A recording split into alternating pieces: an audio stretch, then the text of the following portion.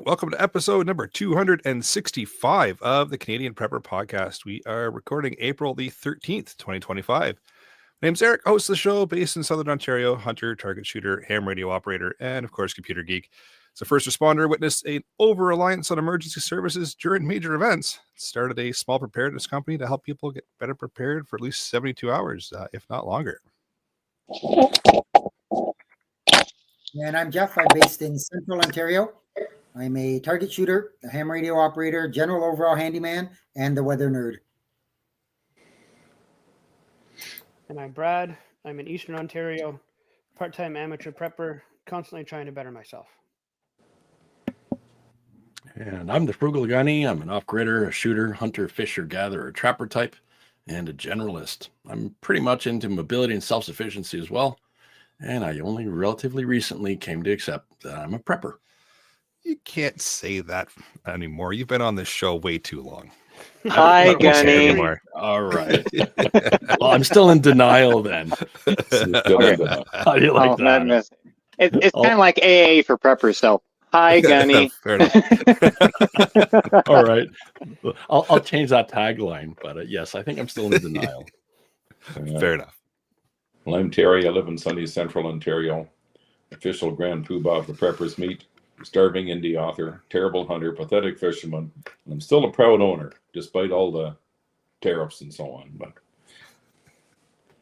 You just couldn't bring yourself to say Ford. Just a proud owner. oh, did I miss Ford? I'm sorry. I You apologize. did. Just a little bit. Didn't want to Just a little bit outside. I appreciate you not dropping the F word right off the hop there, Terry. Well, Pierre's not here tonight, so This is true. Nope. somebody's got to do it. All right. And I am Pat and Bunker. I am a proud ATC owner, outdoorsman, sharpshooter, as far as my certification goes. And yeah, I still have a healthy respect for drones that fly overhead that shouldn't really be there. Me and drones just don't get along. I don't like them. Don't Still a thing? like them. Yes, That's it's still kinda dropped out of the still a media. thing. Because I had 12 of them go over the top of my house about 2 nights ago, and it's just like, Oh, no. that's not new. That's not newsworthy. Come on. Well, it's not newsworthy where you're at. Talk to me when it's 13. Okay, 17. 17 flew over my house. Okay, now we can talk about it. Yep. Okay, all right. But anyway, yeah, thanks for having me on, brother. And if you want to help support the show, you can buy some swag. We have both the Canadian Prepper Podcast t-shirt and the Tactical Velcro patch available at www.prepperpodcast.ca. All the proceeds help to cover our podcast costs and keep us on the air. And if you're enjoying the show, please take a few minutes to submit a review wherever you found us. And we want your feedback, even if it's bad. We also invite you to reach out to tell us something that you learned this week. And then you can email us at feedback@prepperpodcast.ca. All right, so we've got some freezing content for you in this episode. We're going to start out with some recent news that most likely talks about, I don't know, an ice storm. Update you on our personal preps, which probably have to do with a little thing that might rhyme with ice storm. And then we're going to get into the main topic, talking about the 2025 ice storm, because it was one heck of a ride. That was. So let's but not. move into the news, shall we? It's slowly getting warmer outside. Mm-hmm. I think It's Old Man- gorgeous out today. Oh, it's 20 degrees. Mm-hmm. I think It was Old Man great Winter today. needed to take his hibernation. Oh, what have you done, Brad? What have you done? Oh, you done screwed up, bud. Mm-hmm. That's it. Nah. Ice storm number 2. Here it comes. Nah. No, it is definitely warming up. It's a lot nicer than it has been. That's for sure. It was a gorgeous day today to do yard cleanup and all that. So 20 degrees in Barhaven this afternoon. wonderful, just wonderful. That was nice. But Well, let's just move right along into what we've done lately for preps. I opened up the camper this weekend for this Very year, nice. and made sure everything was good inside. And thank goodness, no leaks and no furry little critters with 4 legs skittering around at all. That ought to bring Always some good. more snow. Oh yeah, Mhm. definitely. Yep. Yeah. Open up your camper, see how long that lasts. Yeah. Well, I actually put the slide out last weekend. You're and then brave. It snowed. Ah, And then it snowed, but I just wanted to get in and see how bad it was going to be, and try to start to air it out a little bit. And then I left the slide out, and of course Monday we had like 4 inches come down. Sucked. Mhm. But everything is fine in there, so I'm very happy for that one. Did some fuel rotations since last I've been on here. Was very successful in replacing my well pump and all the fun bits and pieces and parts and oh my god that goes along with it. I actually had a few suggestions from our Discord, so I say Nice. thanks to everybody who suggested different things. Cleaned out a lot of stuff out of my junk out of my mudroom in anticipation of using that space a little bit better this year. Work, and more work. That's Awesome. about it. Jeff? Well, I did yard cleanup on top of yard cleanup on top of yard cleanup on top of yard cleanup, and I still have tons more to go. Mhm.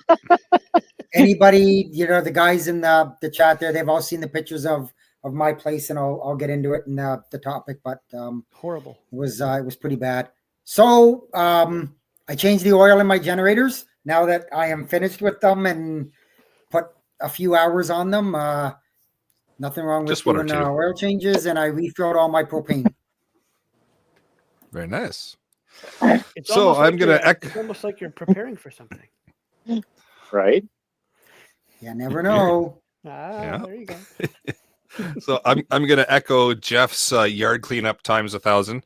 Although mine wasn't as messy as his, I've still got a good chunk to get through.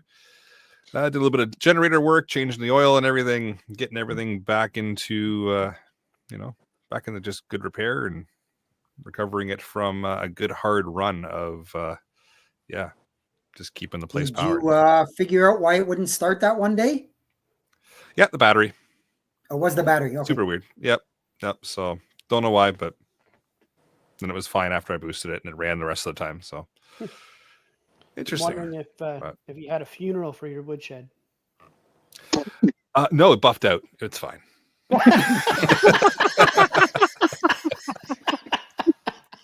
Yeah, we'll get into that. The woodshed took a little bit of a hit. A little? Yes, okay, a lot of bit of a hit. It's apparently yeah, still well, around. So. It's around. It's just a pancake now. Mm. But that's okay. It's just space efficient now. Yeah. Oh, Mhm. whatever you will. Yep. We can run with that. Yeah. I defragged it, Frugal. I defragged it. Nice. Oh, good one. Good one. Yeah. That's Minimizing really, space. Yep. really old reference for those of you who aren't used to spinning rust. Go ahead, Frugal. Oh man, I've had an awful lot on the go since I was last on the show. But I've landed back in the Ottawa area. I'm still getting settled back in, truthfully, but I'm also working on some content, trying to revive my channel from the dead, amongst other things. And I'm doing the changeover already to summer gear in the truck because I've got a funny feeling this no spring is going to turn into an instant summer. And we'll be baking and begging for all of the summer stuff to be ready. So I'm doing that and going through canned food rotations. So there's a fun thing to do.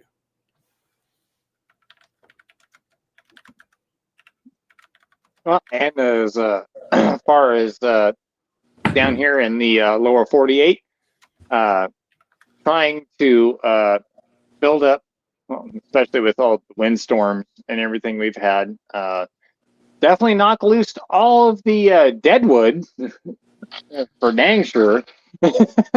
So I know exactly what's dry, and there's no mystery there. So stacking up a little bit more firewood, getting a little bit more ammo, and trying to do a little bit more practice, and do a little bit more training, and getting in on like just like Frugal said, canned food. I've been really going through all of my shelves right now, just trying to see what's good, what's not, what needs to be out front and used really quick. Especially I've had several things that need to be used really quick, and getting some more freeze-dried stuff, because through some of what we are going to be talking about, it me and then these guys a week later. Yeah, we've got a lot of stuff to go through. So anyway, that's what I've been doing.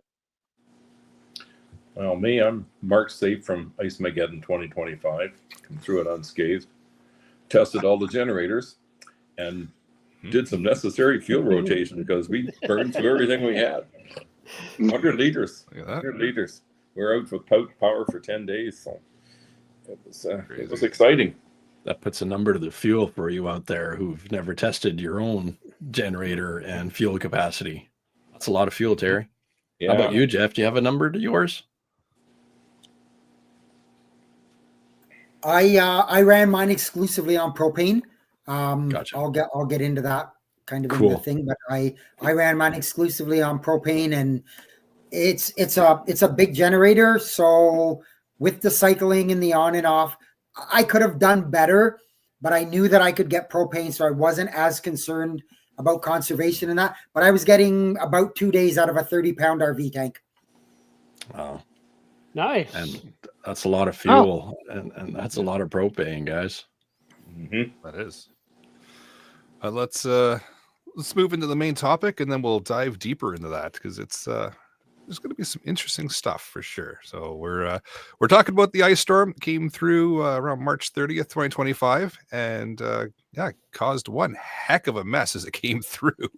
Left a lot of people without power for a couple of weeks, and it was a really good test of what we had prepared, and a good way to learn ways to kind of fix things up, and some weaknesses or lacks in our preps, and some things that went really, really well. So it's going to be an interesting episode where we can just kind of reflect on that and tell our stories and talk about what went well, what didn't go so well, what kind of fell in the middle, and what we would change up. Because I know I learned a few things. I'm sure everybody else did too. Yes. So I think Well, I guess Jeff I'll- takes the cake for being out of power for the longest, being 12 days. Yeah. I was We'll I was kick out off for with 12 Jeff. days. Now the street was not out for 12 days, but I was. I had several trees come down. I live in a very treed area, good and bad. This is the bad part of it. So I had a large tree come down on the house, but it did minimal damage. I am still waiting for it to be totally removed. I removed what I could, but it's at the point now where it's going to have to be a professional to finish it. So that's there. And luckily, so while the storm was going on and the first big tree come down on the house, I went outside, and of course by then the power was out, and I was looking around, and I'm like, I'm not liking this. And all I was hearing was just constant snapping of branches, falling of trees. And I made, this was about midnight on Saturday night. So 2 weeks ago, Saturday night. And I made the decision to bail out of my house at that point. So I got in my truck and I went to a safe spot and hung out there for a little bit until a friend of mine woke up and checked her phone and said, come on over. And thank goodness, in the meantime, between when I had left and I came back, another very large tree had fallen on my front yard. It took out my hydro wires. It bent over my hydro stack, and it flopped right where my truck was sitting. I would have lost my truck probably. So I guess good things happen. So Good I stayed at her intuition. place overnight. The next day I came back. I cut up the tree that was blocking the driveway so I could get in. Got the generator fired up. And I've got a GenerLink system, not a Generac, not the big generator. It's a GenerLink. I got the idea from Terry. Terry had one, and I'm telling you, folks, that thing was a godsend. It's so simple to use. You fire up the generator and you plug the cord in. That's all you got to do. You're not messing around with sub panels and all that stuff. Just flip the breaker of things you don't want. High electricity use appliances like my hot water heater and stuff I turned off. But it ran my house. And the big thing for me was my water pump. And the ability to have water and I have water in stock and I ended up helping my neighbor. She has horses. They didn't have power either. They were coming down and filling their water tanks and water jugs and stuff from my pump when my generator was working. So Nice. Nice. yeah, That's Helping out the neighbors. it worked that's out probably really the number well one that way. thing a Yep. lot of people didn't realize is that their water pumps weren't going to work. I was doing the same thing. Yep. People were coming by for water because Yep. everybody in this Yeah. area is well and septic for the most part. Yep. And nobody had water. And my the neighbor down the road, she has a sump pump and it does run frequently. And she has a battery backup. That was fine for like the first day, no problem. But on to day 2, and it's like, the buzzer's going off, low power. So I loaned her my backup generator, and she had that for, I think she was out for 8 days. So anyways, that worked out. What did I learn?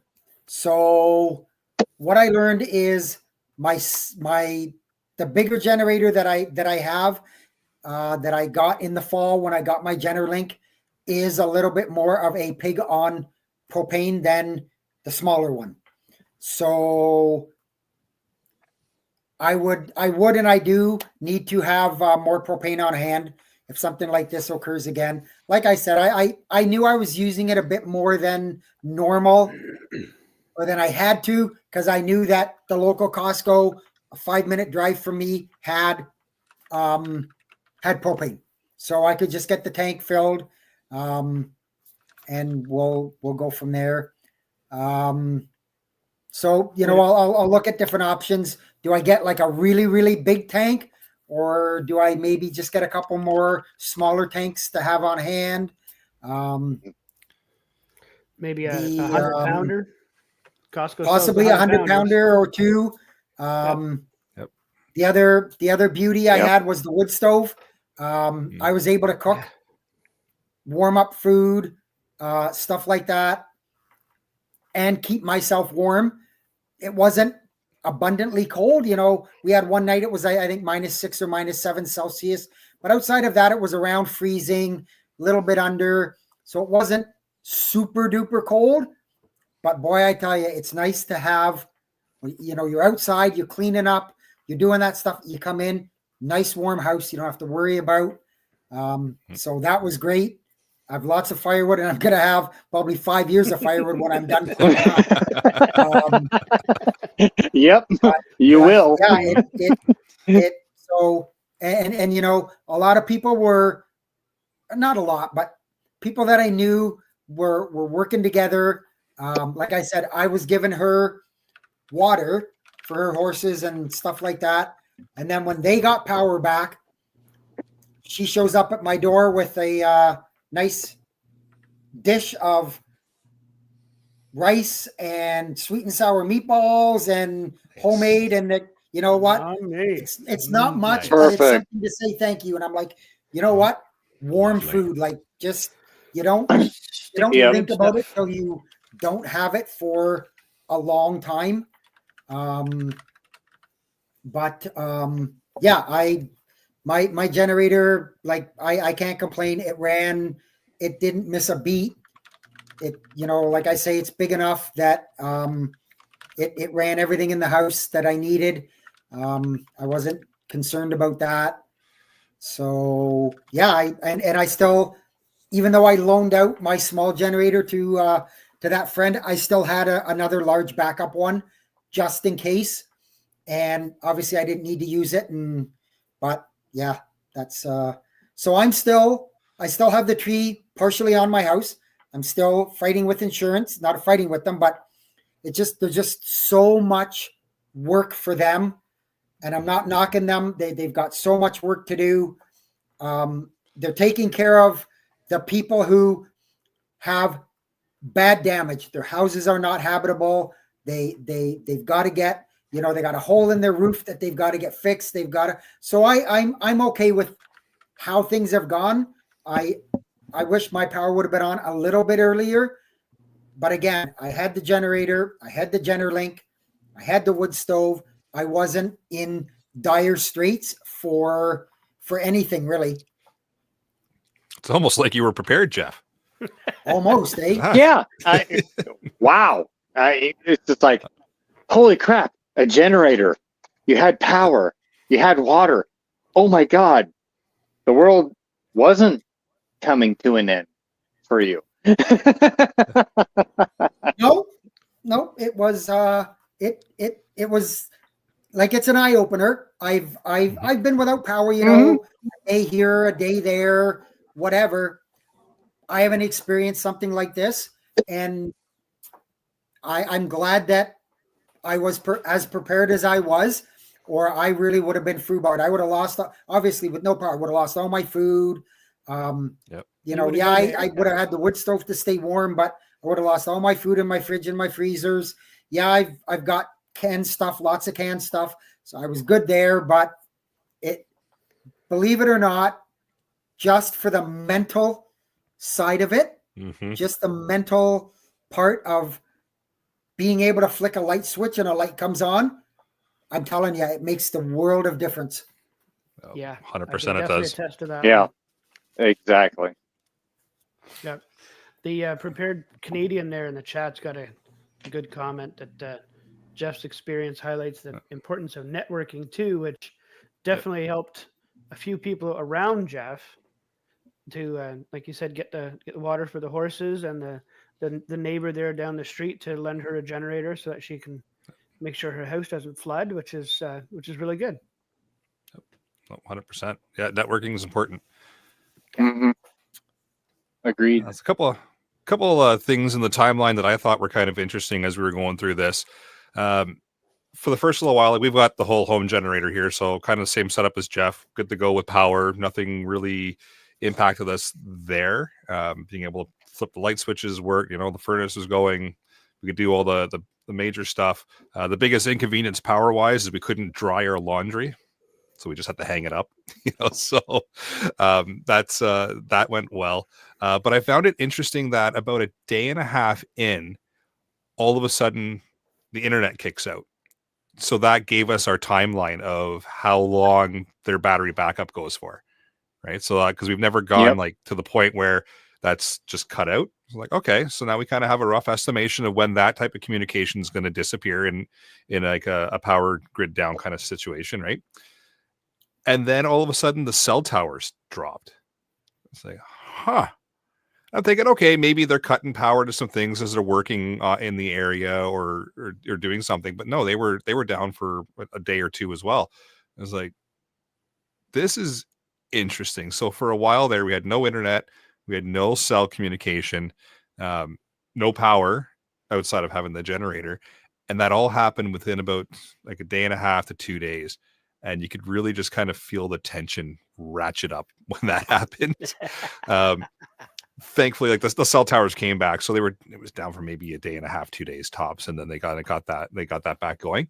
But it was interesting just to kind of hear the rumors of the towers didn't have sufficient backup, they didn't have sufficient batteries, they didn't have anything like that, because I never really experienced those going down, right? And the internet usually sticks around during the power outages, but that disappeared too, right? So Helped with the social media reset and the internet reset. That was bonus. The kids are not asking for, to watch their videos or do anything like that anymore. They've detoxed from that, and we were keeping that up. So Good. that's awesome. But it was Nice work. just interesting. It was interesting to get that timeline, right? Because we've never had this kind of mass power down across a large area for such a period of time. Right. So getting that timeline together, just what to expect when, was good. The generator ran beautifully, no issues at all. Interesting, and I know everybody's going to be shocked by this as soon as I say this. The 2-meter ham repeater in town here, couple of hiccups There in it the is. beginning. There it is. We had one go down, so the main repeater here in Aurelia went down after about a day. They only have a certain amount of battery backup, and then it was offline. But the big one here, the Lake Simcoe repeater, ran the whole time. And there were guys on there that I hadn't heard on the air ever using it. Everybody making comments about, it's still running, it's still operating. It didn't miss a beat through the entire event, which was fantastic because we had ways to get information, right? So people were on air going, okay, gas stations in town are closed, but there's a gas station out on the outskirts that's open right now. It has fuel. They're providing 20 liters a car. Or if you go here, you can get gas, or there's a grocery store here. And they were just relaying information as they were out and about, checking things out. And you could just check in throughout the day and say, what's happening here? What's going on here? Does anybody have power? Does anybody have water? And it was nice to have that level of communication still, and lots of people utilizing it. So it was, that was fantastic. That says to me that there's a big community down there that's well prepared. Yeah. Mm-hmm. It was neat to see, and a lot of ham operators just came out of the woodwork that I haven't heard on the repeaters, right? So it was kind of neat there, and a lot of people offering help too, right? Now we're only about 4 or 5 days in, right? So everybody's still kind of happy and civil and all good, right? But they were all willing to kind of offer help, and if anyone needs help with getting trees or gas or fuel or food or whatever. So people were that was kind of neat to hear as well. And then dealing with the kids, that was interesting because they haven't really been through this before, right? There's been like the odd power blip, but so the first day was okay. Second day, they kind of start realizing that things are different, right? Because some of the lights in the house don't work, right? Because that's just the way the generator is. The TV, we're not using it. The generator's running. That was one thing that kind of threw them off as well, because now there's this constant sound humming along the side of the house. So they just started to realize that something's off and something's different. So they start to ask questions, right? But, we got the games out. We played the games. They found flashlights. What kid doesn't love flashlights, right? So they go running around the house. The only problem is I realized, okay, we've got 3 flashlights here, they're rechargeable, but they would run around with 2 of them and burn them out throughout the day. Right? So I got to add some more flashlights to the kit, right? Just not something I would never have thought of, right? You use them at night, you charge them up during the day, and why would they ever be burned out during the day? Well, because the kids play with them. Never dawned on me, right? So we're going to get some play flashlights. So they got some flashlights to play around with if we ever get into this situation again. Same thing as Jeff, the night of, as I hear the cracking and the snapping and the popping of trees, I'm like, oh, this is interesting. This is going to be something. But went to bed and woke up in the morning to our giant cedar in the front yard on the ground. So like, all right, like, okay, so that didn't think that was going to happen. Looked around, and we have a bunch more trees on the property, and went, that cedar came down pretty close to the cars, so zip them onto the front lawn. So just right up on the lawn, just parked them there. I'm like, don't care, because I'm kind of looking around, there's nothing else. Like, that cedar has already fallen. That's the only thing that was kind of within range. Nothing else is going to fall. Park them up on the front lawn, and about 20 minutes, half hour later, boom, more trees down right where the cars were. Like, okay, so that was a good call. Yep. Let's see what else I have here. Same as Jeff, I ended up loaning out my backup generator. People started asking for it after a while, and so we loaned it out to some folks that needed it. Same thing for their sump pumps. They had a generator, but it wasn't powering everything that they needed. So they had to either plug their pumps in, or they had to plug their fridge in, or they had to plug whatever else they had to plug in, but they couldn't run the pumps at the same time they were doing other things. And that was a problem because with all the ice starting to melt, the basements and the sump pumps are starting to run constantly. So they grabbed our second generator and put some hours on it, about 40 actually, which it's good to see that it ran and did its thing. Same thing, we run it exclusively on propane. And they took about a 20-pound can of propane, and they were able to run it. So, which is good. And it came back in one piece. So that's always nice to get things back that you loan out in one piece and still operating. So, because you never know, right?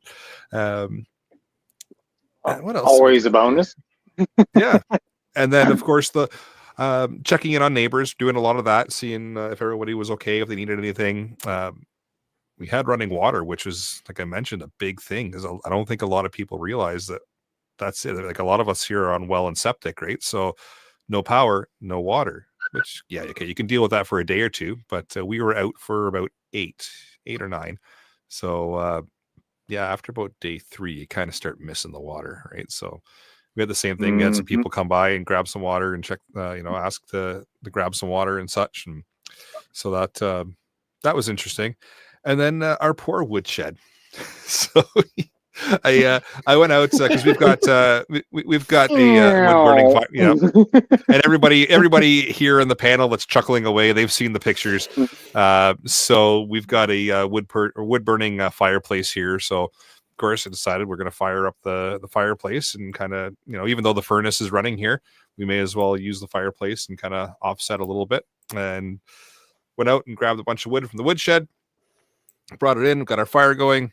And about 20 minutes after I went out and grabbed the wood, one of our pretty tall pine trees decided it was just going to lose its hat, and it came tumbling down and completely flattened the woodshed. So yeah, it is no more. But that's okay. Well, I wanted a new shed anyways. Yeah. There's some more wood for your woodshed. It just planted itself right on top of your woodshed. It just figured, you know what? I'm going to save you the work, and I'll just fall it right through the roof, right onto the pile. And that was it. So, you can buck it up and just put it right on the wood pile, right there. Exactly. But yeah, so there's lots of cleanup now, lots to do that way. Like I said, the generator did its thing. We were good food wise, we were good comfort wise. For the most part, everything worked just the way I kind of hoped it would. A couple little tweaks with like the flashlights and maybe a few other little things for the kiddos to do, but for the most part, it I think we fared out pretty well. Nice. Yeah. Awesome. So something to keep in mind about the cell towers: if it's a bad enough emergency, you as the general public won't have access to the cell tower. But the emergency services will, like the government or the cell provider, like Rogers, TELUS, all those big guys, they'll kick off all of the us common folk and whatnot, and leave all the emergency services able to access it, so that they can still have access to it. So interesting. They're not being tied up with you calling across the street to your neighbor to say, "Hey, you doing okay?" No. Get up off your butt and go over and walk across the street and check on it.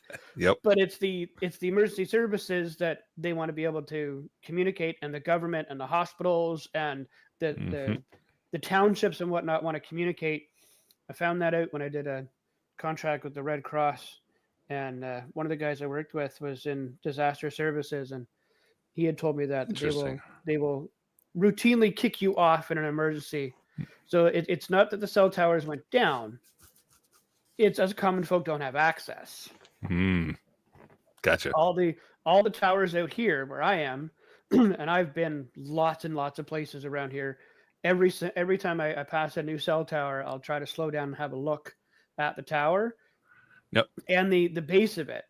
There's always a big heat pump, a small generator, and like 3 or 4 propane tanks there. Those things last a long time. To power that up, to keep it more and more cool depending on the season. So you saying 2 days in the cell towers are out, Nah, they just kicked you off. That's my opinion, anyways. Sure, we could agree to disagree on that, but sure. Okay, yeah. I might know a couple guys that work at the towers and may have said that the batteries were completely dead, but Oh yeah, okay. Like yeah. I said, I've seen that too, but I have also seen like I Yeah. said, lots of the cell towers It have was- big generators and they Oh yeah, run yeah, no, constantly. 100%, yeah, 100%. But it came from a credible source that things were Yeah. not running exactly how they should have in a scenario like that. Yeah, well, it depends on how that tower is set up, whether on Yes. propane or diesel or Yep. gas or, you know, Yes. what And if is we it? moved, Nothing, just a battery bank that, Yep. that battery bank's only going to last a few days probably. They're, Yep. they're not designed for being out for a Yep. week. So You are And absolutely I found it was interesting as well, depending on where we moved around. So we went into town, we would have signal. We came back out, nothing. So it was kind of weird too. Like that kind of lines up with what I was being told, because some of the towers would, be properly outfitted and have proper generators and proper battery backup and such, and some were just failing and not working. So that kind of makes sense that a lot of them just weren't spec'd out the way they should be, and hopefully that's just a lesson learned for the providers, right? To kind of clean things up. And so that if they do fall back into emergency mode, and they got to kick us off, like Brad's saying, they can still get that bandwidth to the emergency services that would obviously need it, right? Yeah, because I'll have a story once it gets down to me on that too. So, and I like Dan. Well, not like, but Dan's comment in the live chat there. But he had the issue with the sump pump, no backup. So at 2 a.m., he's sitting there all night emptying it with a bucket. Oh, I heard Heart- so How many has it stories. I heard so many stories of people going for like 48 hours plus, and people like running shifts in the house of just running buckets out of their sump wells because they had no other way to do it. And that actually reminds me, Jeff brought up a good point as well. A lot of people have just like that marine battery backup, which is going to get you through most power outages, so it's fine. But a major one like this, like you said, it runs 24 hours, if that, and then now what? Pooch. Right? This is probably the hardest way to learn just how much power a pump draws.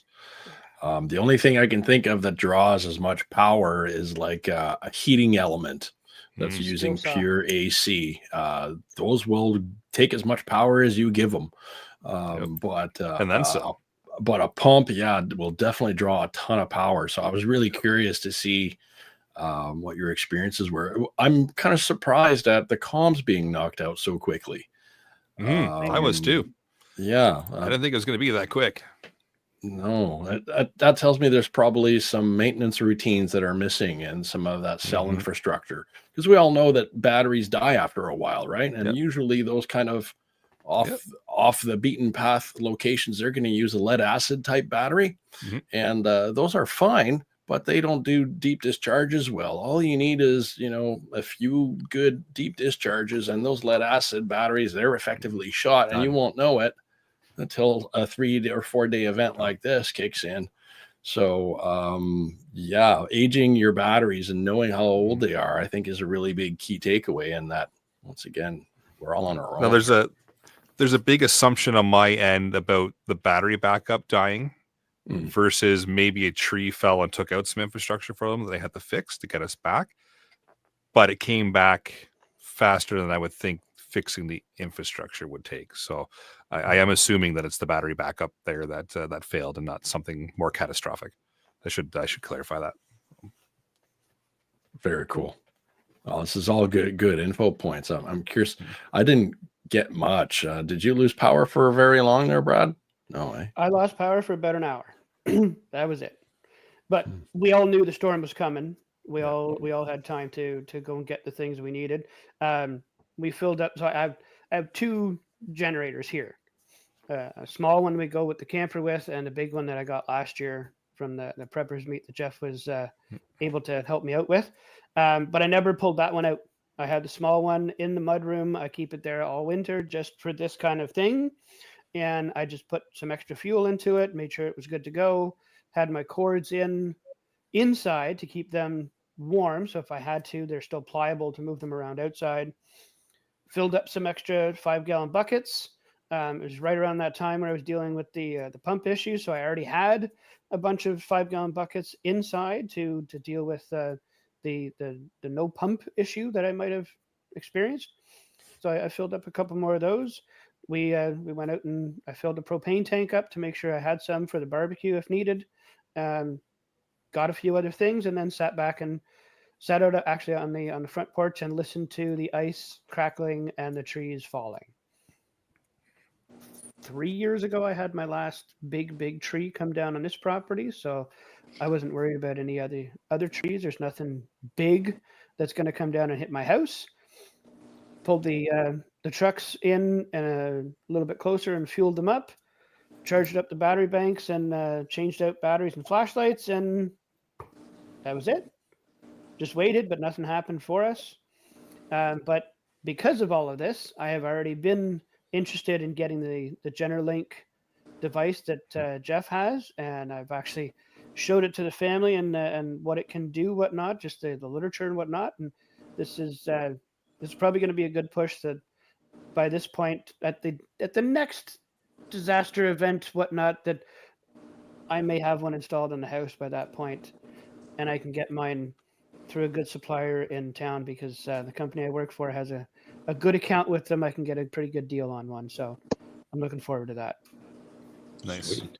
That was it. I didn't have anything else. I sat back and watched YouTube videos and heard all the stories from other people and laughed at Jeff and Eric's misfortune and went, "Ooh, I hope they're all right." But All right, Oh, dear. Pierre, I'm gonna do you right, you lucky fucker.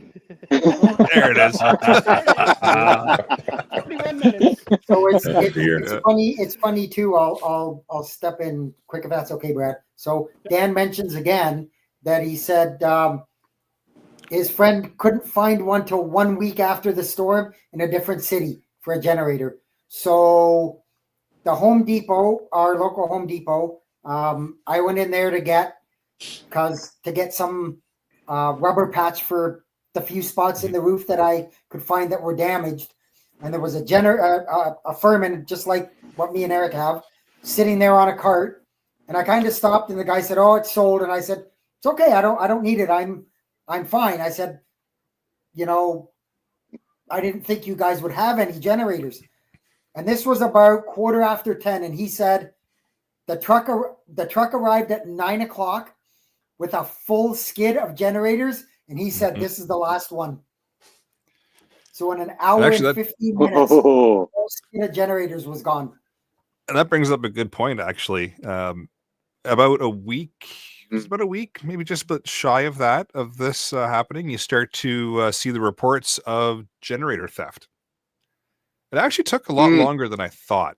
I was just going to say that. A week? Yeah. That's actually pretty good. It was probably about 5 days in, 5 or 6 days in, and all of a sudden you start to see, people complaining about their generator being stolen, or lock your generators up, or that kind of stuff happening. So it was, it's just interesting to see. It's always, most of us already thought about that, but not everybody does, right? I would have thought it would have happened a lot sooner. But yeah, the generators were, just flying off the shelves. They actually there was a truck actually up at the LCBO just up the road from me that came and parked in the parking lot one day and was selling generators out the back. Probably the stolen ones. It was actually a legitimate company selling like new generators, but they were just selling them out the back of like this transport. Why would truck, that not surprise me? It's enterprise. Yep. And the other thing, of course, when stuff like this happens, is opportunism. And so I was, bored one day, and of course, because I had nothing else to do, and I was on Facebook Marketplace, and generators that 2 weeks ago were $400 and $500, $1,200, $1,400, $1,500. The exact generator that I have, that I paid $400 for, somebody was selling it on Marketplace. They wanted $1,500 for it. Yep, insane. They were going to deliver it though, Jeff. So that makes the difference, right? Oh yeah, I guess. With the price of gas these days, I can understand. Yeah.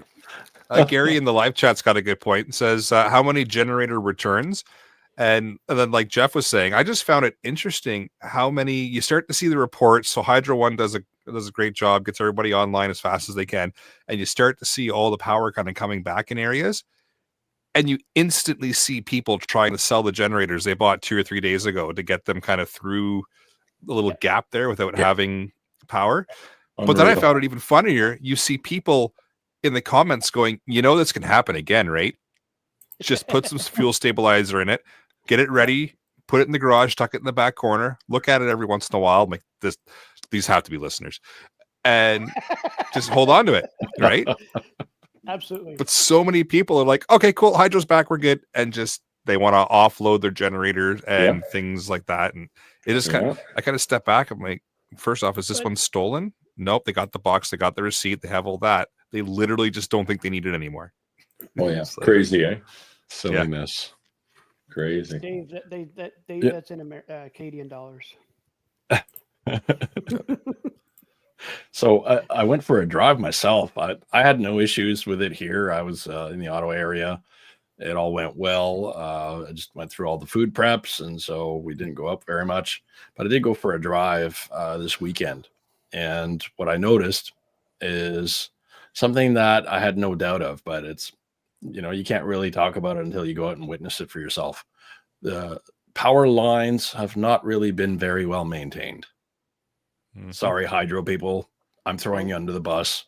If you don't maintain the areas that your power lines run through, you don't have a hope in an ice storm. And so what we've had here is very little care paid to our infrastructure for, I think, a few too many years. And it's in an area where customers don't see it every day, right? You see something if your sewer line gets backed up. You'll know really quickly that the city's not maintaining its sewer lines.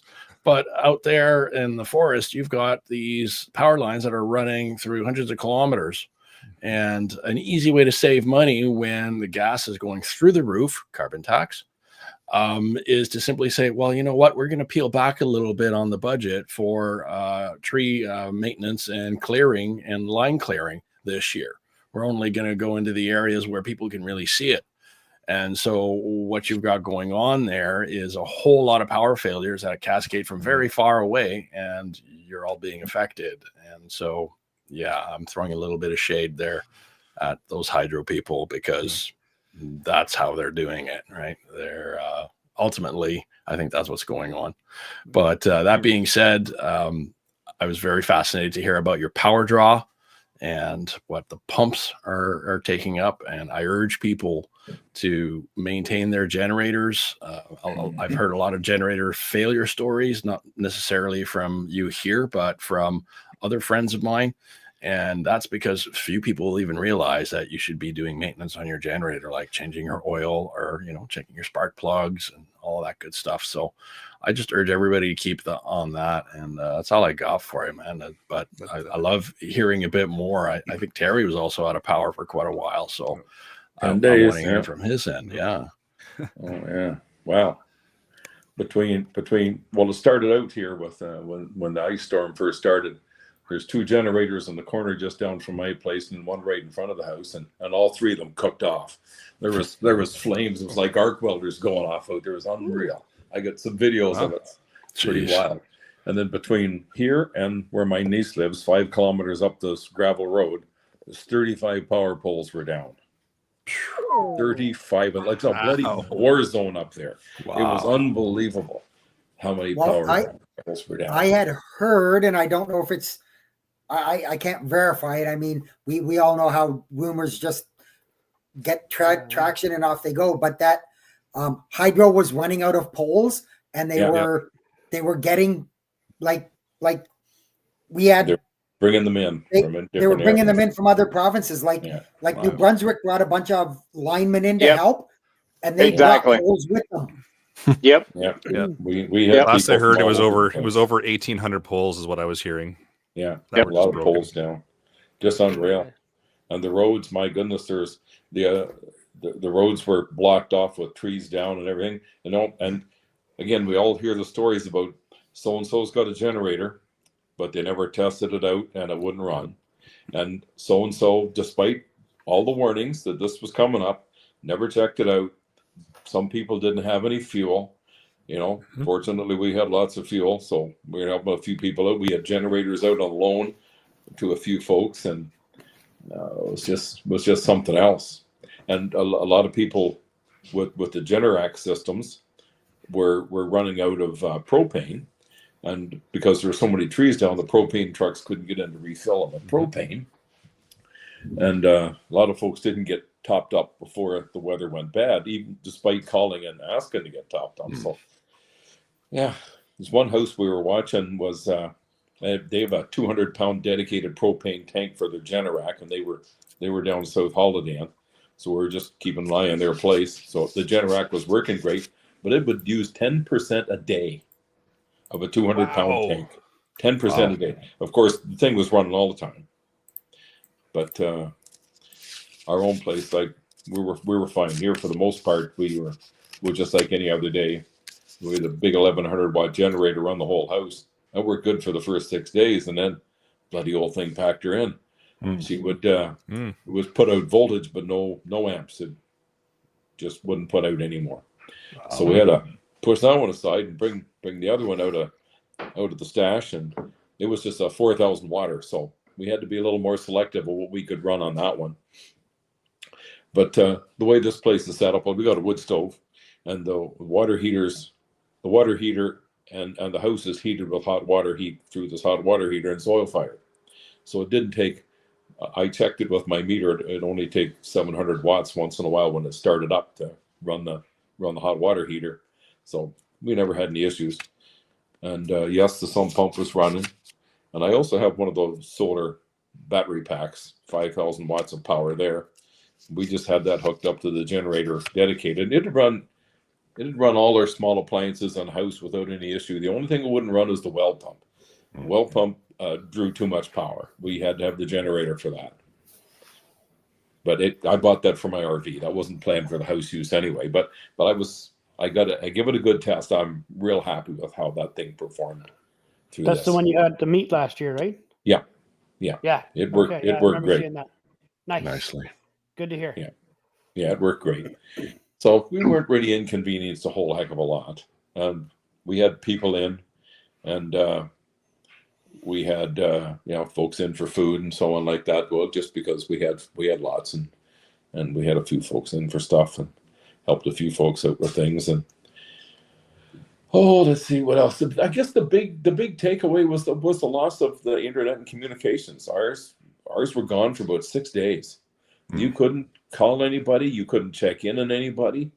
Unless people are really good at staying in contact, and it was usually physical by coming and going, that you knew where anybody was, because you just could not get a cell signal or a text message out. So that was the big takeaway from this.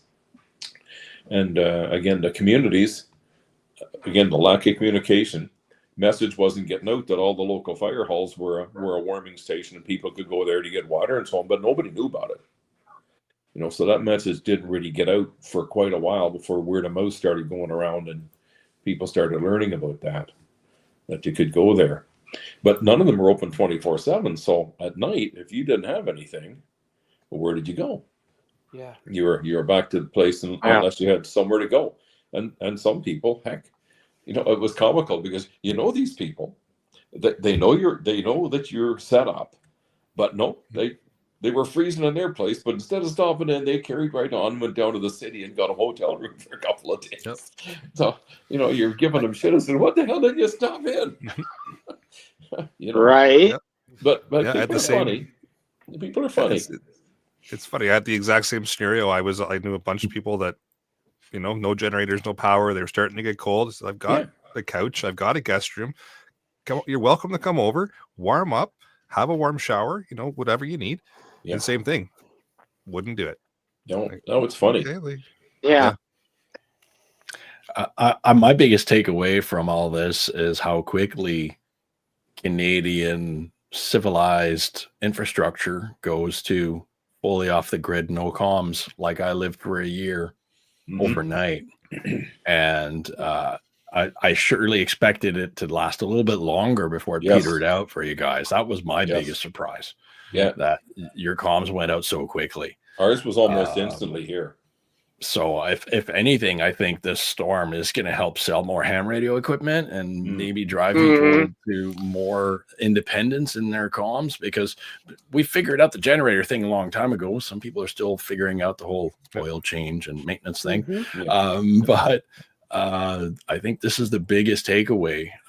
We're pretty weak in our infrastructure here. And that was just an ice storm, right? That wasn't like a consciously wanting to attack us enemy or threat level. Yeah, that's just Mother Nature. This was a small ice storm. A wee one. That's right. That's right.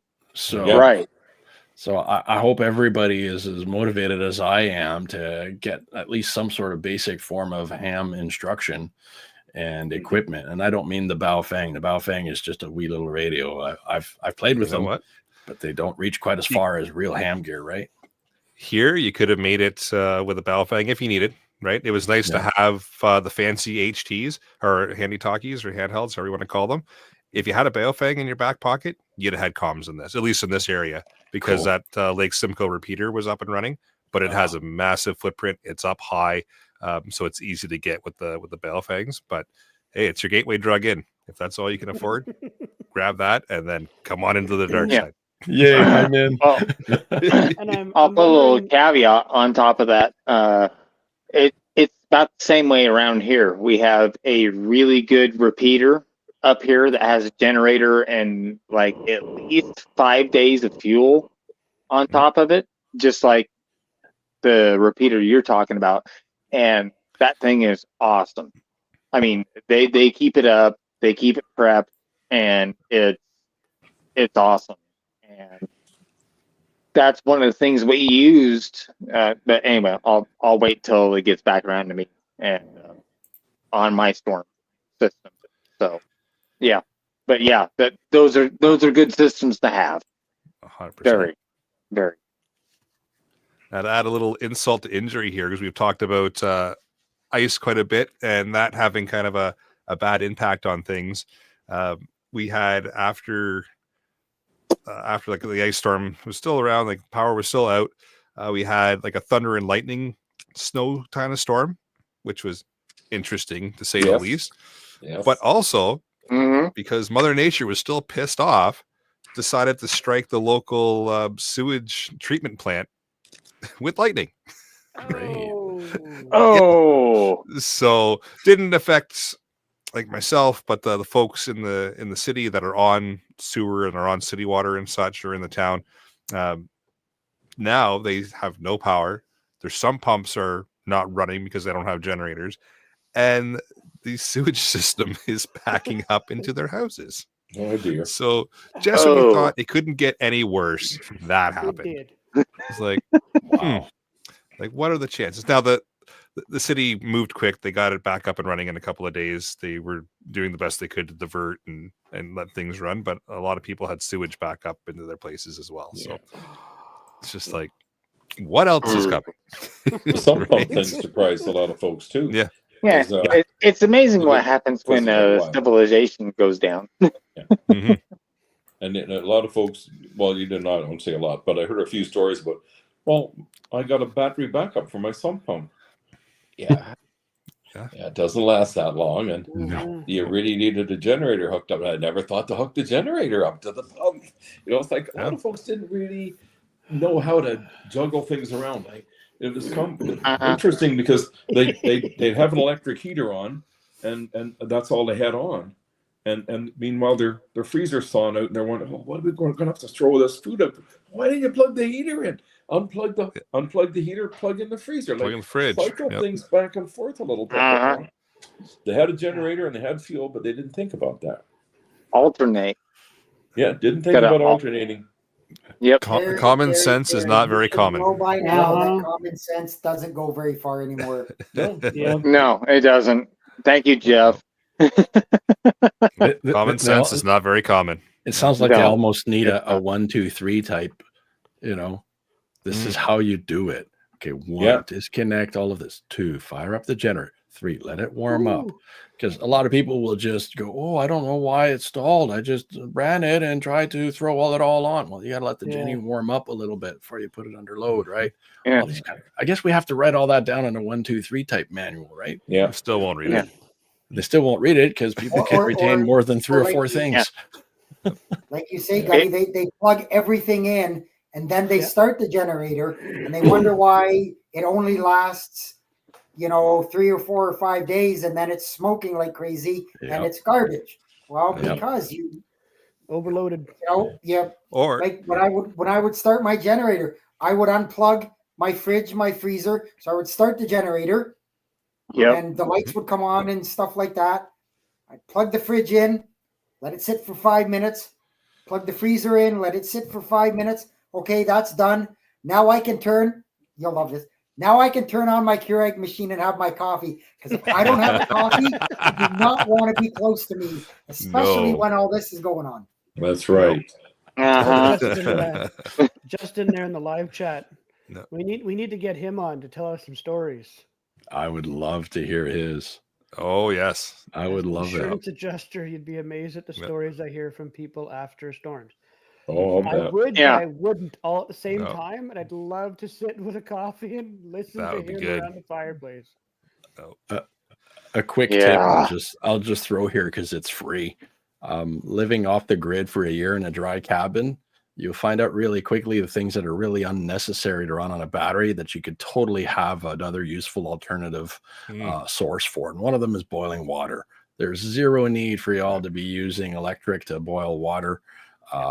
We've got so many other good fuels to boil water with, but I do get the caffeine gig. So for me, when I was doing the coffee press was my ultimate winner for off-grid and no power situations, because all you got to do is get that water hot, throw it in there with your coffee, and then you can press it down.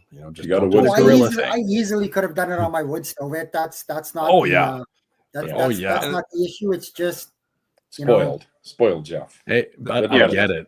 And power outages, when you've got everything else is down, it's the little things that will make the difference. Other than I got Jenny. Yeah, it's the little things, right? There is nothing better than being able to make a coffee. Cowboy coffee. You just boil it for a couple minutes and you just take it off, let it go, put a little bit of cup of cold water on the top of it. You're ready to go. Perfect cowboy coffee. We were pretty pampered. We had the Keurig machine running off the solar generator and the toaster, and life was pretty good. Gucci kid. Oh, the hell with you! I'll go up one level and fancy. It was pretty good. One level up in fancy, I had my Nespresso coffee maker running. It was there you go. Nicely. Only because Starbucks was closed and you couldn't get to Starbucks. That's why. Right. Well, there's only two ways. It's cowboy or the wrong way. That's the two kind of coffee. That's cycling back onto the generators for a second. And another thing I found interesting is a lot of people didn't realize that they have to give the generator a break every once in a while. Oh yeah, the duty cycle thing. Run it, and you can't just run it straight for like 6 or 7 days. Yeah, right. Yes. Like that kind of caught me off because I would turn mine off. Like I said, I got the whole home generator, like the Generac, right? But we would run it, and then every morning I'd get up, I'd turn it off, and it would be off for an hour. I'd do my oil checks, I'd check it around, I'd just make sure everything looks good, and then we just let it sit. Let it cool down, let it rest, and then fire it back up. Yeah. Right? But a lot of people were running theirs for days on end, and then all of a sudden, I was getting some messages about, how to, is there anything I should be doing with this? I'm getting kind of nervous. Haven't run it for this many days, or what else should we do? Or like, have you turned it off? Well, why would we do that? Was the reply, right? But you got to give it a rest because you can't just, but we're so used to having that power 24/7. It's a comfort thing, right? So I get why you want to just run it constantly, but you gotta give those things a rest. That comes into the house that you don't see, it never stops. Yeah, exactly. Here's another thing there too with one of those was with the Generac. There's one place my my gal friend looks after. It had the Generac system, was an older system, so it's been used a few times for years, but it shut down because it was low on oil. So we had to top it up with oil. Now, where are you going to find oil sometimes if the power goes out? Yeah. Yeah. So if you do have one of those systems, make sure you've got some extra oil. Thankfully, 100%. I looked up the specs for it. It uses exactly the same oil as my car does. So that's what we used in it. But, Nice. Or just make it a Kirkland generator like Eric did. Good old Costco. Yep. We got a couple of boxes of the oil that generator takes and ready to go. Costco 530. Terry's point is good here. Your generators have consumables, 100%. right? So Yep, yeah, you should have your spare spark plugs. Yeah, make sure you have spares. Yep. You can clean off a spark plug, right? But it's just so much faster to throw a fresh one in, isn't it? Yeah. And speaking of that, here's a funny story for you guys. So I already had a maintenance kit ready to go for my generator set aside. I had all the oil set aside, all good to go. But I realized about 4 or 5 days in that I'm getting to the point that I'm starting to think maybe I'm going to hit that 200-hour mark and I'm going to have to do this service. Yeah. What if this goes longer than that? Right? So here's where it gets funny. Ice Mageddon's gone through, infrastructure's down, power's gone, everything's gone to shit. And at least we've got internet back at this point, enough that I can hop onto Amazon and I order 2 more maintenance kits. And what shows up the next day? The maintenance kits. Amazon didn't miss a beat. They must have had generator backup. They must have, right? So here's another thought through all of this, Amazon That's fucking Prime, hilarious. Amazon Oh my through. God. And they dropped off 2 more maintenance kits, so I was good for a while. And the maintenance kits were on sale. It's like they saw me coming. Another thing you have locally here too. It's an interesting comment here too, that he says, interesting looking at the capacity of your generator and underutilizing it. A 5,000 watt generator running a 1,500 watt heater. I was kind of in that boat. My generator's 9,000 watts. And I was running like my lights, a fridge, 2 freezers, coffee machine every once in a while. I disconnect or I unplug my hot water heater. I probably could have run it. And if things would have been different, I may have. But I knew this was going to be longer than a couple of days. And the more it's like a car, or it's like anything else. The harder you work it, the more fuel it uses. So was I underutilizing my generator? I was, but I was also not using as much fuel as if I would have been working it hard for hours and hours and hours. Yeah, full load. Yeah. That's true. Yeah. So Jeff, is your hot water tank, is it electric or propane? Everything's electric. My whole house is electric. Now, this is kind of, I've always considered and thought of propane.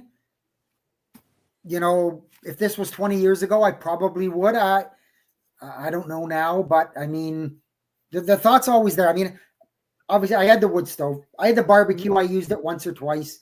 But I should say I did use a burner on my stove just to try it, and it worked. And you know, and yes, Dave, I know who needs a refrigerator if there's ice and snow. The temperature was around freezing. It wasn't. Yeah. In my mind, it wasn't cold enough to be putting stuff outside. Yeah, it was definitely fluctuating. It wasn't like if there was no other option, it was a valid option to explore and maybe use. But if you got the generator and you got the ability to run the fridge and the freezer, why change it, right? They don't draw much power. If you Fridge and don't freezers have draw very a little generator, power. but there's still snow and ice on the ground, and you have a cooler, fill the cooler up with ice and snow, stick your stuff in it. It'll keep it okay. 100%. It was an option if you're in a bad spot. If you're in a bad spot, it was an option. But if you got the generator, run it and keep everything where it is. I'm going to echo Terry's words here on freezers and fridges not drawing a heavy load. It's absolutely right. If they're a compressor type freezer fridge. But I just want to stress that you want to avoid the Peltier cooler Yes, type models that plug into a cigarette Uh-huh. lighter. Those are Yeah. just they're junk. power hogs. Yeah. They will drain your Oh. battery flat and leave you wanting for cooling still, or just avoid them, leave them behind, and do as Yeah. Terry suggests, get a proper compressor type fridge, even a little bar fridge. Mhm. Will Yeah. draw Mhm. less power, right? So if you've got to Yep. just take care of your essentials, move them into there. But avoid those other little types of coolers. They're no good. Yeah. Yeah, exactly. Yeah, I've had a lot of the over the road truckers uh, just running up and down the road, and yeah, exact same thing. They said, no, those they're crap, and you might as well just chuck them out the next way station. And yeah, yeah, just big ass power draw. Yeah, they suck. Yeah. Yeah. They're Better off beast. with a foam cooler and some snow. Mhm. Mhm. Exactly. Yeah. One other thing I was actually able to test. I didn't mention this before. My battery backup for the ham shack here, because the ham shack is also where I do the podcast from, is not on the main generator for the house. So it's power goes out, it's done, right? There's nothing here. So I was able to take my batteries, unplug what I have set up on my little power distribution block here, plug in the batteries, everything worked exactly how I Mhm. thought it would. It was Nice. fantastic. I could fire up the HF, I could fire up the UHF, Yep. VHF radios here. Can't run the amplifier. Oh well. And it worked Yep. exactly how I figured it would, which is fantastic. Yeah, you're still getting signal out, and you're Yep. getting contacts back, right? Yep, 100%. Yep. Yep. So that And that worked quite well. and I'll go ahead and get into my story. A week before everybody had the big ice storm here in Nebraska, at least right up the great big streak right through Tornado Alley from about the top of Texas all the way up to North Dakota. We had a really bad windstorm with snow, and it was taking the tops out, just like you guys. It was taking the tops out of poles, everything, just like what you guys were experiencing. It's just one in every three poles snapped, just junk.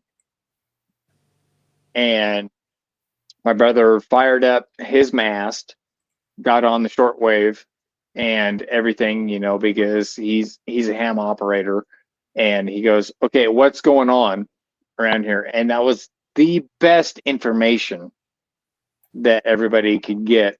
And he goes, okay, well, South Central Public Power is coming out. They're here, they're there. And, he had real-time updates on all the guys coming out and working on poles, everything, and it was great. I was out 4.5 days and had 2 generators, and had one down at my feed yard to water all the cattle, keep the fencers up and everything. Good stuff. The one gap I wish, here's the one little thing that we would tweak on that, is going into my house on my personal, is I wish I didn't have a cord going into the house. I wish I had a cord going out of the house off of the main bus, coming off of the actual breaker box in there, just to have a plug-in on the 110 side, even just on the 110 side, just to do the lights and all the little stuff, just plug straight into, would have been great.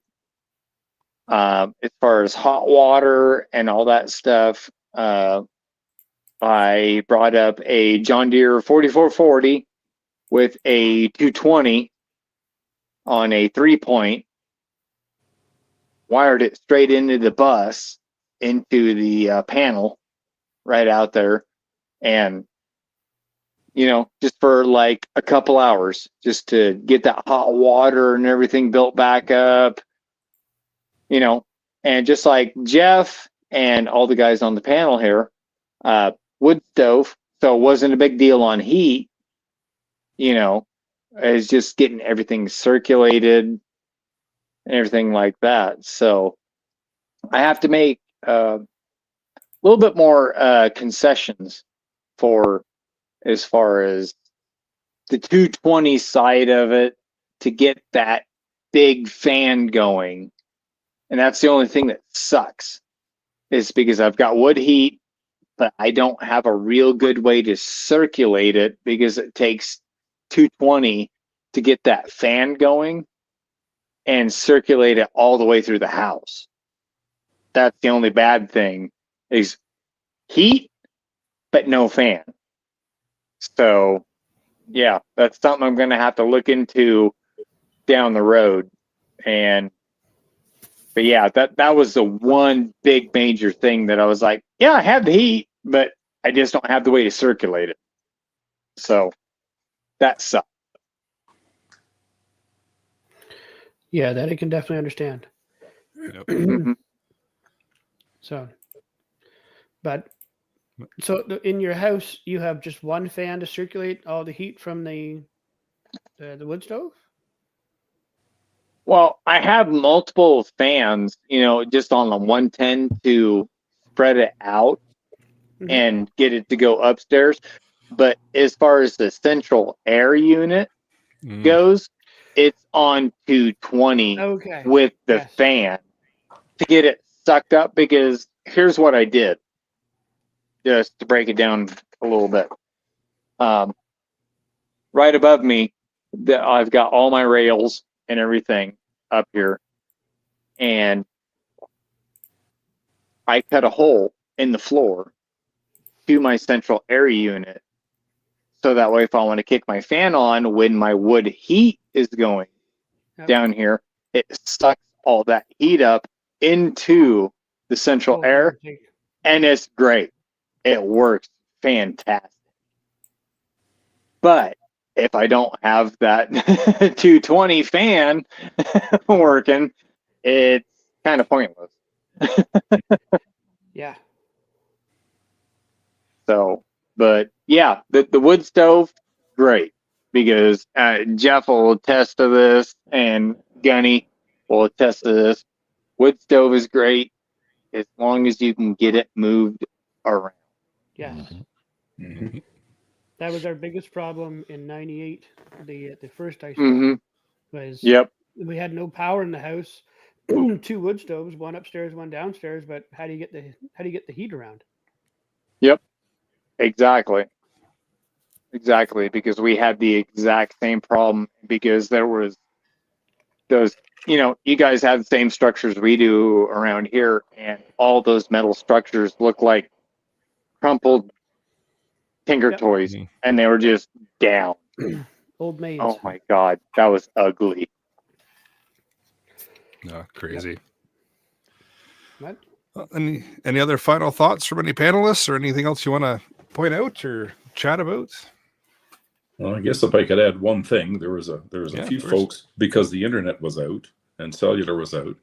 Some folks would go to get gas and things, and they didn't have cash, and all the debit and credit Uh-huh. machines were down. So it caught a few people by surprise, Mhm. but very early on in this, before things started to get sorted out. After things started, it was better. But for the first few days, yeah, it caught a few people with their pants down there. That one did. That's a good point. Mm-hmm. It's, Yeah. um, So Yeah, have a we- little cash. We quickly Always went good to back to have the some cash. 70s there, didn't we? Yep. Yes, sir, Terry. we had to Right? talk to each other. Like, who'd have thought we'd have to talk? Right. Exactly. What is this talking thing you speak of? I know, right? This is strange. That's weird. So I when the first day, or like, the power went out on this and the storm was overnight Saturday. So Sunday I had the generator running, and so Monday morning I thought, okay, I'm just going to find around if there's propane open. I'm not desperate. I'm in a good spot. I've got several days, but I'm not going to wait till I desperately need. So I called around, and there was a place just south of Gravenhurst, and they were open. So same thing. I didn't know if their debit worked or whatever. So I just took cash with me, and they had debit, but if they didn't, I still had a way to pay for to pay for my propane. So Nicely. Have a backup to your backup. Yep. exactly. That's the place you asked me to kind of notify people about over the ham radio, right? Yep. Mm-hmm. Yeah, because I don't know. I'm not saying the guy at Costco lied to me, but when I called on the Monday, I called them and they said, "Yep, the store's open. We don't have enough power to do propane. We're not doing propane." And they're hooking up a generator to the gas pumps, and we'll have gas this afternoon. I said, "Okay, no problem." So Wednesday, somebody said, "Hey, I got my." I said, "Hey, I'm gonna go back to this place in Gravenhurst, get propane. Does anybody need propane?" And they're like, "Well, why are you going up there? Costco's got propane." Of course. Oh, okay. So I called just to make sure, and it obviously was a different person. I said, "You guys got propane." "Oh yeah, we've had propane from the very beginning." Of course. Jeepers. Right. So I was like, "Okay." So yep, You got to go for a tour, Jeff. I did. Assholes.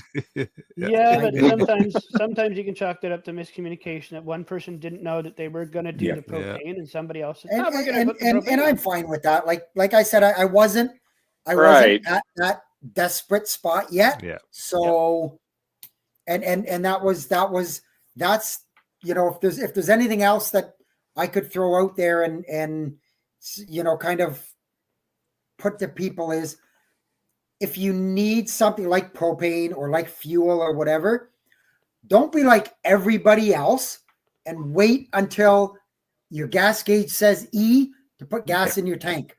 Or like Exactly. I knew this storm was coming. I filled my truck.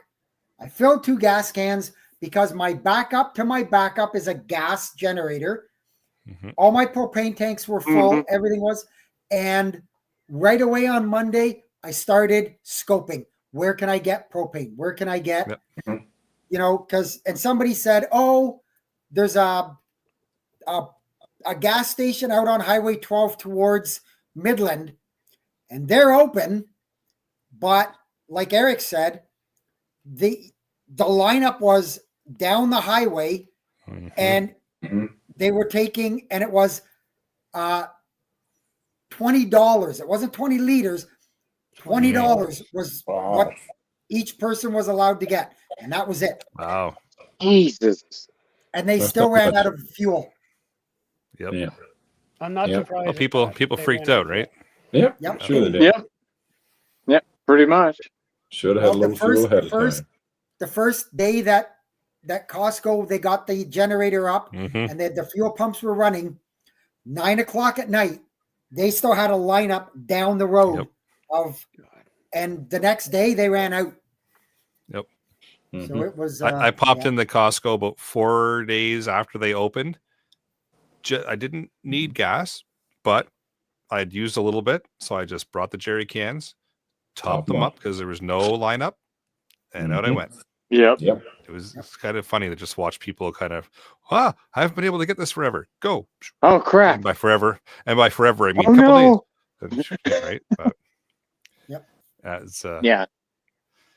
top them up, and they're just the ones that I use for like the snowblower, the lawn tractor, like nothing crazy, but just top them up just in case. You betcha. Yep. Yep. Yeah.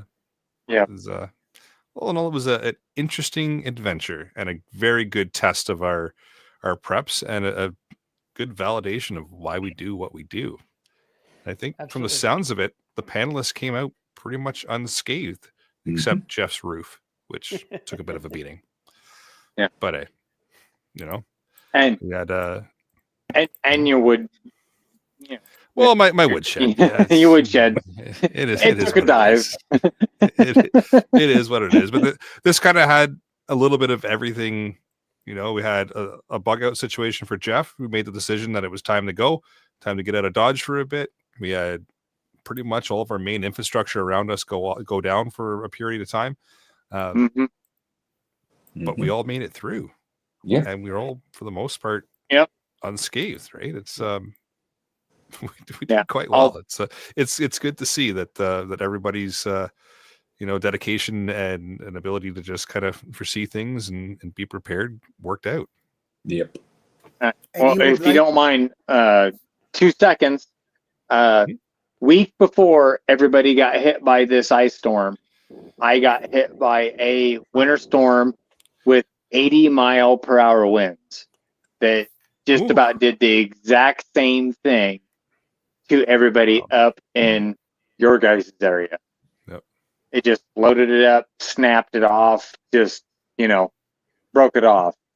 I mean, so yeah, we were in the same boat a week before everybody else, Crazy. but at the same time, there was a lot of guys still in the same boat Mhm. when you guys were getting hit. Mhm. So yeah, it was a nasty storm system. Even Sure 5 days was. later, when that thing wrapped around and hit you guys, it was just ouch. Mhm. Oh man, I don't wish this thing upon anybody, especially Jeff, because brother, I don't wish that upon anybody. Being out that long. So Yeah, but like Eric said, it was a huge test of Mhm. my prep.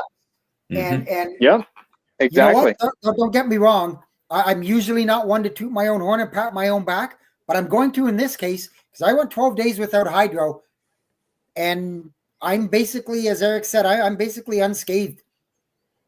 So, Perfect. You did your job. You prepped. Yep. You Yep. prepped preparedly. So Mhm. awesome. It's awesome. That was really, really good to see, and it's been good to hear all the stories as well, and we learned some lessons. I think for everybody it was kind of just a few little things that we're going to change, but this kind of validates at least our preparedness as far as power outage goes. We're all ready to go there, and Yeah. we reset, we change the oil, we change the spark plugs, and we get back at it, right? Yep. That's right. That's all a guy can do. Yep. Prep again for the next one. Mhm. You got it. And You got it. Frugal Gunny, you have the best background. It looks like you're in Nebraska. I love that orange and pink, and I love that sunset. Thanks, man. That's from the far north, about an hour north of Long Lac in Ontario. I went moose hunting there in 2019, and this was just the most amazing sunset. And Nice. so, yeah, all the backgrounds I've got are all photos I've taken out there in the bush. So I'll keep featuring new Fantastic. ones every time I get on. That looked Fantastic. exactly like Nebraska several times during the summer. Man, So, I'll go there any that's day then, brother. Beautiful. Beautiful. Beautiful, All right. brother. Shall we move in the upcoming events? Go with Yes, sir. Terry. Okay. Well, we got the old annual Preppers meet coming up here in July, Yes. 7th to the 13th. Mark your calendars and come on down. Go to preppersmeet.com, Facebook, or on the internet website, and schedules up for the most part. Tells you what's coming up and what's going to be going on which days. So it's going to be a good event. We're going to have a good time, I think. It's always a great event. We might even talk about ice storms this year. We might. We might. Really? I'm sure that'll be part of the conversation sitting around the campfire. That's for sure. I'm sure it might be. Yep.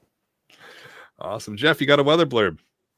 Yeah, I'll be brief. I mean, we're an hour and a half in, but I think it was a great show and a great, just the way that things went. So obviously, there's been a lot of severe weather over the last few weeks. Pat and his windstorm there, us with the ice storm. There was a tornado outbreak. There were several significant tornadoes. And on top of that, Oh, the way those that poor the bastards. storms went, it was a train. So it was storm after storm. So you were getting flooding, flood warnings, flood emergencies, all that kinds of stuff. So obviously, as we discussed here, that we've had that bad ice storm. It affected the UP of Michigan, Central Ontario, other areas. And that can be expected this time of the year, more or less spring and fall. You get that battle between the cold and the warm, and that's when you get severe weather. So there is the chance that there could be some more severe weather through the mid-U.S., up through the Ohio Valley, and maybe even into sort of Pat's area for later on in the week and maybe into the weekend. So just keep your as I always say, just keep your thing about you and don't be scared. Be prepared. And I mean, that just doesn't. If you're not after everything wrong, that's happened, because nasty stuff coming. Well, it's spring, nasty stuff. Always is. Yep. All right, quick deal of the week. Thanks to Pierre, Princess Auto 4-pack ammo cans, almost half price, $29.99. So head on over to your favorite site, Princess Auto, there, and grab yourself a deal because they're totally why worth it. not? I have 3 sets of them. I've got a few of them as well. They are fantastic. Might have to get another one that just stores some extra flashlights in now. Yeah. And batteries. But label this one kids.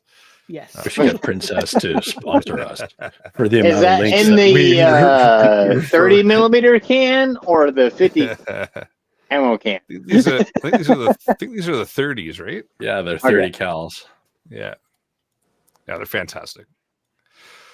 But with that, I'll bring episode number 265 of the Canadian Prepper Podcast to an end. You can find the podcast on iTunes, Spotify, or really your favorite podcast app. We're pretty much on all of them now. Please do submit a review. It does encourage the algorithm slightly to promote us for about 30 seconds until they realize what we're talking about. And then we get pushed back down to the bottom. But it does help other people find us. Yeah, pretty much. And before I go into my blurb, I just wanted to throw a shout out there to all of the hydro linemen that were out there that were working in some pretty shitty conditions. Good call. You know, they take some grief sometimes, like everybody, about you know, the amount of pay they get or how many breaks they take and all this stuff. But when the crap happened and they really needed to be there, they stepped up. Really? And you know, Yeah, so point. it was greatly appreciated. So Hey, we do record hard. these shows live on YouTube, Facebook as well. If you want an early peek at the shows, please subscribe to the YouTube channel, Canadian Prepper Podcast, and click the notifications tab. That will give you an alert when we're going live. Anybody wants to reach out to me or, you know, wants to see some pictures of the carnage at the house, it's feedback at prepperpodcast.ca. Those are some good pictures, that's for sure, Jeff. Mm-hmm. And anybody wants to reach out, it's batbradcpp@gmail.com. And I'm on the Discord frequently. And you can reach me at the annual Peppers Meet Facebook page or my personal email at terrylblackmore@hotmail.com.